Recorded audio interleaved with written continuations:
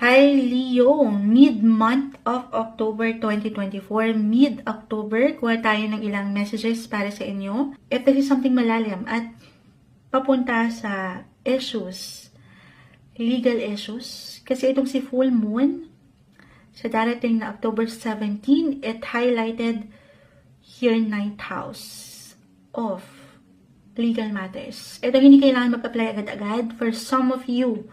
Okay, kung meron kayong ilang legal questions, hindi po isang legal advisor ang Moonchild. Simpleng tarot card reader lang po tayo. Maayos. At the end of the day, everything is temporary. Malalagpasan nyo yan. Lalo pa kung haharapin nyo ito ng nasa balance. Dalawa lang to. It's either may papanalo nyo itong laban na ito sa korte. Ayan, kung magiging practical tayo. O itong laban